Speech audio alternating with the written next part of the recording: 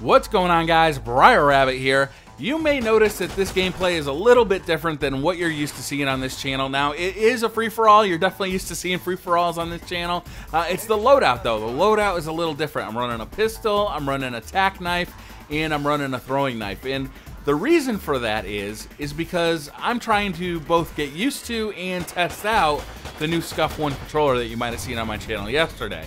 I was actually surprised to learn, once I started playing Call of Duty again with a Scuf controller, that the muscle memory, the kind of connections you make inside your brain that just automatically make things in your hand happen, I've lost it for the Scuf controller. It does not work automatically anymore. I actually have to think about hitting the back paddles to jump and to knife. So I'm just trying to get used to it. I figured, why not just completely immerse myself into knifing to get used to it. So you will see that I do shoot the gun frequently, but I do try and get as many melee kills as possible, just trying to get used to panic knifing, basically, because I do play on the tactical controller loadout in Call of Duty.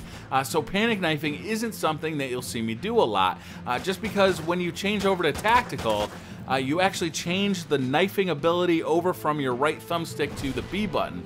And that makes it very difficult to panic knife because you actually have to move off of the controller stick that controls your aim to the knifing. So a lot of times when you do try and panic knife, you'll miss altogether because you're no longer aiming. I think the trade-off is pretty good to get rid of panic knifing and to gain the ability to drop shot.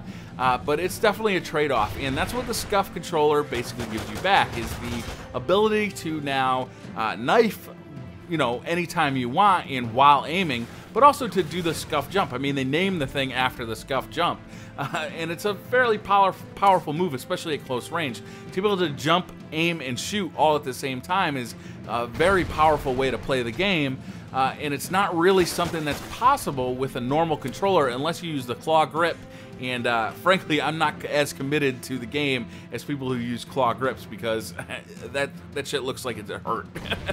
So I noticed that in my comments, a couple of people were complaining that Scuf controllers are cheating, and that's not really an argument I can really argue against. They are allowed in competitive play like in MLG or whatever, so I guess it's not technically cheating, but when you're playing in pubs and you have one, you definitely are at a big advantage over people who don't. The ability to, do the Scuf jump, the ability to panic knife and go do drop shots, all these three things, being able to do them just because of the controller you bought, it does feel a little bit like cheating. It feels a little bit like pay to win. Like I said, though, you can learn to do the claw grip. I fear for the future of your wrists and fingers if you do that. So yeah, I mean, it does feel a little bit like cheating. And Scuf controllers aren't cheap. The one I bought, it was well over $100, and you can get a regular controller for $60. Now, there are other options out there. I noticed a lot of people talking about Shark controllers, which is a company I've never heard of, but now has definitely piqued my interest. They do have the paddles in the back, which is great. It looks like they do offer trigger stops for the PlayStation 4 controller, so it may be something that I'm going to investigate in the very near future, because not only are their controllers very nice looking and offering the features that I'm looking for when playing Call of Duty, but they also are a lot cheaper than the Scuf controllers. So I'm definitely going to be taking a look at that, especially on the PlayStation 4, because Scuf does not offer trigger stops for the PlayStation 4.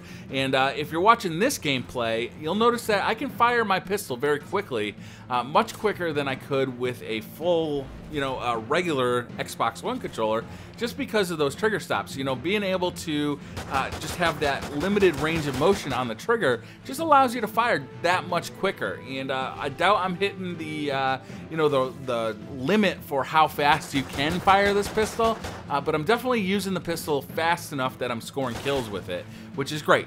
And that's one of the reasons you buy a Scuf controller.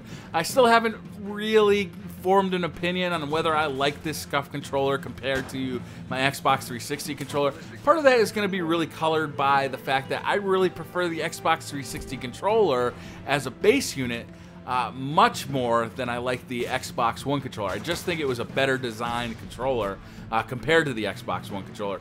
And that's not Scuf's fault, so I can't really, deduct points from a theoretical point score review of the Scuf controller, just because, they didn't design that stuff. They just made the trigger stops, the paddles in the back, they blacked it out. They added some more features to the Xbox One controller. So that's a little weird. And, is it worth it? Is it worth it overall? That's always going to be hard to kind of answer in a review. Money has different values to different people, depending on how much you have and what you like to spend it on.